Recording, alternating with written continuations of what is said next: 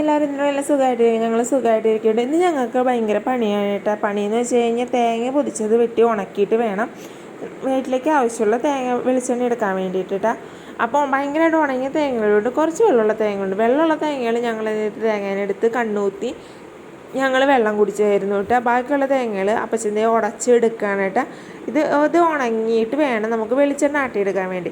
നമ്മുടെ വീട്ടിലേക്ക് ആവശ്യമുള്ള വെളിച്ചെണ്ണ മാത്രമേ നമുക്ക് കിട്ടുള്ളൂ. അധികം തേങ്ങ ഒന്നുമില്ല. നമ്മളുടെ പറമ്പിൽ നിന്ന് കിട്ടണേന്ന് കുറച്ചെടുത്ത് വെച്ചിട്ട് അങ്ങനെ എടുക്കണം. നമുക്ക് നല്ല വെളിച്ചെണ്ണ കിട്ടില്ല, മായൊന്നും ചേർക്കാത്ത നല്ല സൂപ്പർ വെളിച്ചെണ്ണ നമുക്ക് കിട്ടും. അപ്പോൾ അതേ തുമ്പിയും കുട്ടാപ്പിയും കൂടി അപ്പാപ്പനെ അമ്മമ്മനെ സഹായിക്കാനിട്ട് തേങ്ങകളൊക്കെ എടുത്തിടാനും അതിനൊക്കെ വേണ്ടിയിട്ട് സഹായിച്ചുകൊണ്ട് നിൽക്കുകയാണ്. നമ്മൾ ഈ തേങ്ങ വെട്ടി 2 ദിവസം കഴിഞ്ഞ് ഇപ്പോൾ നല്ല മഴ പിടിച്ചു. അത് തന്നെ നമുക്കിപ്പോൾ വെയിലത്തിട്ട് ഉണക്കാനുള്ള ഇത് പറ്റിയില്ല.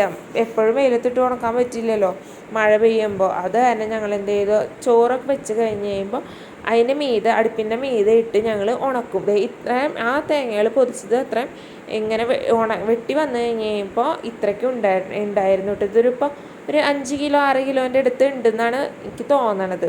ഇത് നമ്മൾ ആട്ടിക്കാൻ പോകുമ്പോഴാണ് നമുക്ക് അറിയുള്ളത് കറക്റ്റായിട്ട് എത്ര ഉണ്ടെന്നുള്ളത്.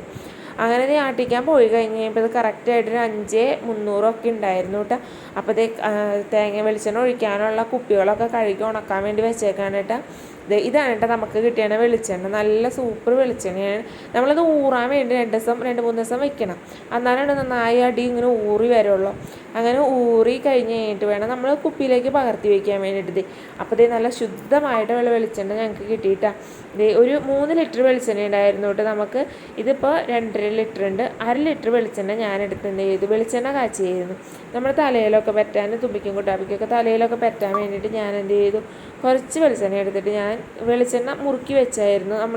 സാധാ നമ്മുടെ നാടൻ ചേരുവകളൊക്കെ ചേർത്ത് മുറുക്കി വെച്ചായിരുന്നു.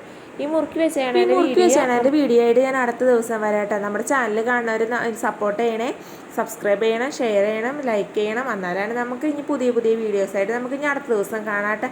Tata, bye, see U.